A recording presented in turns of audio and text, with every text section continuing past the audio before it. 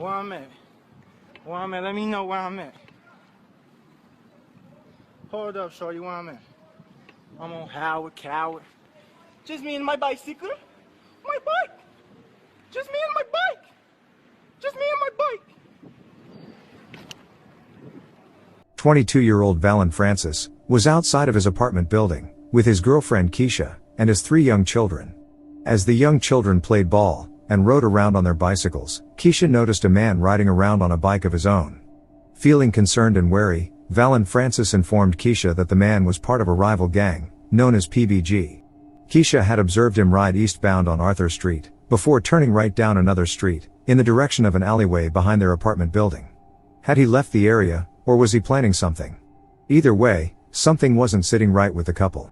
Sensing impending problems, Keisha and Vallan began picking up their possessions to head inside, including their daughter's bicycle. Keisha and the children made it inside the apartment building. It should be noted that Vallan Francis was a documented gang member, and had issues with rivals from a gang called PBG, or Pooh Bear Gang. The gang rivalry had started many years before, following the death of a teenager named Anton Pooh Bear Sanders. Rumor has it that a now deceased member of Vallan Francis's gang had done the murder. The gang rivalry had only gotten worse since this young man's death, and shootings were being fueled by social media taunts, music video disses, and shootings in the North Pole, the neighborhood nickname for the city's northeast side. One such member of PBG was named Shawn Randall, a man with a fearsome street reputation and newly spawned rap career. In recent months, he had made an appearance with a popular rapper on a song titled Shooters. Young Pappy, who was also a part of PBG, had been the main rapper making threats and taunts toward different neighborhood gangs. Having survived multiple failed attempts on his life, Young Pappy was ambushed in the dead of night. He had been gunned down just weeks after the release of the song, which featured Shawn Randall. His murder remains unsolved to this day. In the middle of the day, Randall had been seen wearing white shorts and a long-sleeved blue shirt as he casually rode down the street in broad daylight. The brazenness of what followed speaks to the history of the rapper, who didn't appear concerned by the possibility of witnesses walking or driving in the neighborhood. Furthermore, he had a distinct hairstyle, possessing short braided dreadlocks, with what was described as hair that was dipped into a different hair color. This was reportedly a Chicago hairstyle trend of 2015, and it would come back to haunt the man who many knew as Lil Shawn. Randall's intent couldn't have been good, because he was riding around in an area that contained a rival gang member, someone who was about to become another victim of a brutal gang war, of back-and-forth shootings and murders. Vallan Francis was hurrying to pack up and head inside. Suddenly, Shawn Randall appeared wearing an entirely new outfit, walking up on Francis from an alleyway by the apartment building. He was wearing a dark hooded jacket, with the hood up, in a bid to mask his face. Brandishing a large, black handgun, he opened fire 3 or 4 times, hitting Francis in the chest. Francis collapsed to the sidewalk, and Randall hurried back to the alleyway, hopping onto his bike and taking off. Later on, ditching his bike not far from the scene behind a dumpster. Police responded to the crime scene, and cordoned off the neighborhood. As stunned residents watched on, police launched a murder investigation, gathering forensic evidence, and CCTV recordings from buildings, neighbors, and people within the community. Despite the gang warfare raging across the city, West Ridge is generally considered a peaceful place to live. The neighborhood is diverse, with a wide demographic of people from all walks of life. However, gang culture is ever present, and violence can erupt at any moment. In years past, many innocent bystanders had been taken out by stray bullets, and these bullets never discriminate, with some gang members like Randall being unconcerned with the fate of children who may have been playing in the street.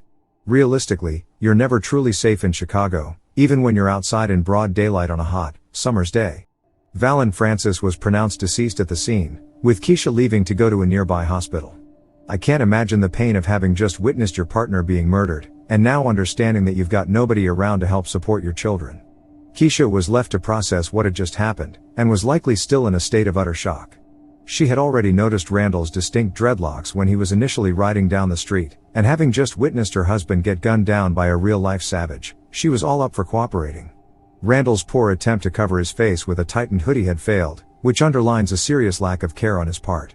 If he was to escape prosecution, he should have moved differently. His nose, dreadlocks and eyes were clearly visible to Keisha during the shooting. Also, he had been identified wearing his first outfit by her, before he even put on some form of disguise. I highly doubt that Randall ever expected anyone to come forward to identify him, which could explain the sloppy attempt to successfully carry out a murder and escape detection. With her partner now deceased, and her children exposed to lifelong trauma from the destructive impacts of gang violence, Keisha was willing to accompany police down to the station. At the station, she was shown a list of photographs, immediately picking out the man dubbed Lil Shawn, or Shawn Randall. Police suspected Randall, given his gang affiliation and past arrest history. Not only did police already have Randall's photograph in their suspect lineup, but Keisha had also already seen Randall in the neighborhood months prior, and had watched some of his rap videos on Facebook. Randall frequently made music video disses, being involved in the Chicago drill scene. His street reputation had helped to garner him a strong fanbase, which still exists to this day.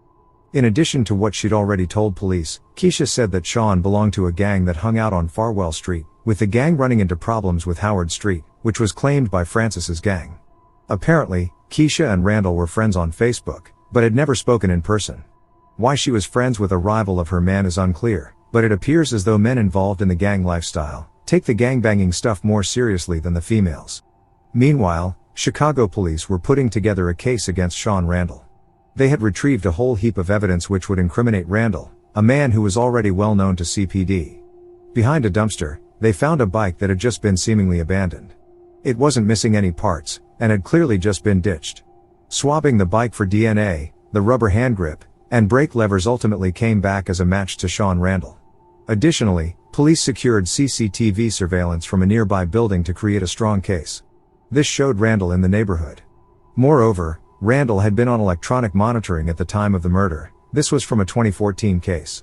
Altogether, it wasn't looking good in terms of the evidence stacked against 19-year-old Shawn Randall. Randall would be apprehended for the murder of Vallan Francis, and was placed into Cook County Jail. In fact, he had already been arrested for a different murder of a member of Francis's gang the month prior. However, in a common Chicago occurrence, he had been released not long after. Any gang case tends to involve intimidation, and Keisha had decided to leave the city. The risk to her life was high, and witnesses have been known to become targets of Chicago gangs. Undoubtedly, Keisha had made the correct move. By this time, Keisha had put the case behind her. She had recanted much of what she'd shared with detectives back in 2015. This is understandable given her situation, and the fact that she was now essentially a widow, raising 3 children. In spite of Keisha's decision to back out, prosecutors weren't buying her recanted confession, or the retracted pointing out of Shawn Randall from the photo lineup. A judge in Keisha's new hometown had ordered Keisha to come to the courtroom back in Chicago. She didn't want to testify at the trial, but prosecutors were confident that they'd achieve a conviction of the now 22-year-old full-time savage and part-time rapper. Unquestionably, he was guilty of the crime, and Keisha's confession had been recorded 3 years prior. All prosecutors needed to do was play her confession statement tape, and read aloud a transcript of her grand jury testimony to the jurors. After just over 3 hours, jurors returned with a guilty verdict. Shawn Randall, the rapper known as Lil Shawn, was sentenced to 55 years in prison for the murder of the then 22-year-old Vallan Francis.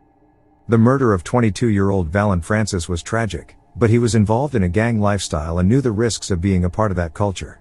However, he didn't deserve to be gunned down, especially not with his children present nearby. Shawn Randall crashed out, and effectively signed his life away, murdering a defenseless man in broad daylight. His case is a warning to those who want to live a gang lifestyle. Just by looking at his mugshots, you can see the pain in his eyes, and the reality finally hitting him when it was all too late. Rest in peace to Vallan Francis.